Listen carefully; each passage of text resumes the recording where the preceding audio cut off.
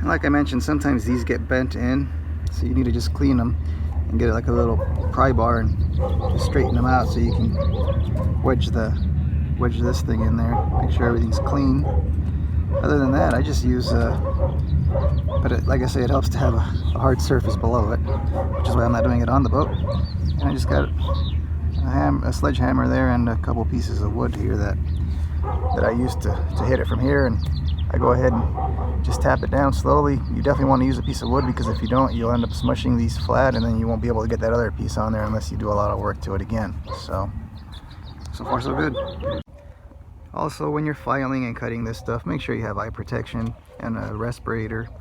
You definitely don't want to be breathing this stuff, the filings, and you definitely don't want them in your eyes. So safety first.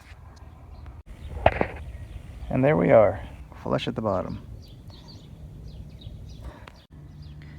And it's such a tight fit that honestly, I don't even need to weld that or stick any screws through there. So just a quick one here. Stick your finger in here and rub all around it. Make sure there aren't any obstructions or little welds in there. Measure out the spot here that you need to fit in there. Mark it with a square with a pencil. That way when you're doing your filing, you know not to go past that certain line.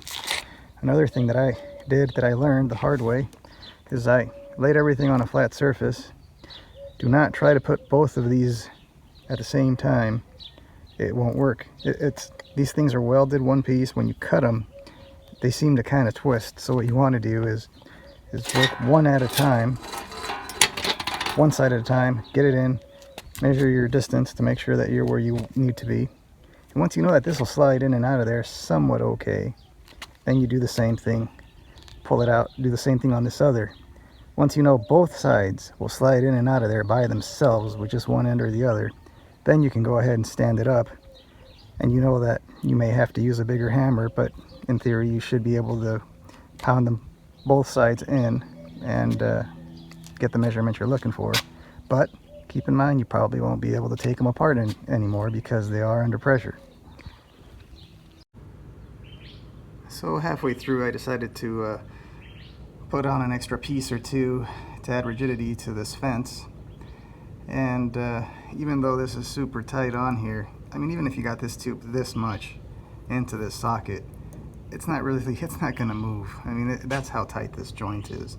But regardless, just as a safeguard, I went ahead and drilled and put a rivet on each of my joints, just so that when I remove this, take it to the welding shop and have them throw it on their table to weld up, it will minimize movement and will ensure that none of these move, and that once everything's welded, it's going to be exactly where I wanted it to be.